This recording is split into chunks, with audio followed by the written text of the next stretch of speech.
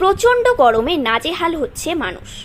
এদিন পথ চলতি মানুষদের কথা ভেবে 12 নম্বর ওয়ার্ডে মহিলা তৃণমূল কংগ্রেসের পক্ষ থেকে পথ চলতি মানুষদের এছাড়া রিক্সা ভাই ও ভ্যান ভাইদের জল বাতাসা বিস্কুট বিতরণ করা হলো। এই বিষয়ে সংশ্লিষ্ট ওয়ার্ডের কাউন্সিলর বাসুদেব পাল জানিয়েছেন, এই কর্মসূচি যতদিন পর্যন্ত গরম চলছে ততদিন চলবে। Bureau report, news prime Times. তো আপনারা যেভাবে পথ চলতি মানুষদের জল বাতাসা বিতরণ করছেন, কেমন লাগছে? মানে এটা কেমন লাগছে বলতে তো অসাধারণ, কারণ গরম যা পড়েছে, অসহ্য গরম। মানুষ ঘরে থেকেই কিন্তু ঠিকঠাক থাকতে পারছে না, আর যারা জীবিকার তাগিদে বাইরে আসছে এই গরমের মধ্যে একটু জল বাতাসা পেলে সত্যি শরীরটাও ঠান্ডা হয় আর ভালোও লাগে।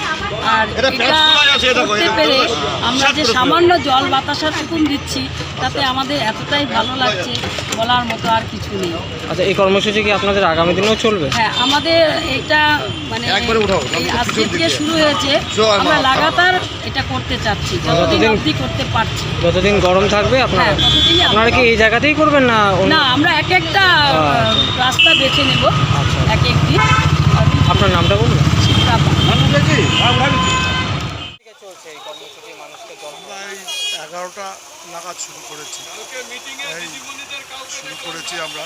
যে তাপপ্রবাহ চলছে তাতে পুরোপুরি তাপপ্রবাহর বিরুদ্ধে তো আমরা যেতে পারবো না, তবু একটু মানুষেরকে এই আমাদের রিক্সা ভাই, টোটো ভাই, এরা রোদ্রের মধ্যে যা সারাদিন কষ্ট করছে, আর সাধারণ মানুষও এসে এই যে জল দিচ্ছে, তাদের একটু স্বস্তি আমরা দেওয়ার চেষ্টা করছি আমাদের 12 নম্বর ওয়ার্ডের মহিলা তৃণমূল কংগ্রেসের পক্ষ থেকে। এই কর্মসূচির নামটা কি আছে? এই যে দেখি একটু সরো না, একটু সরো না,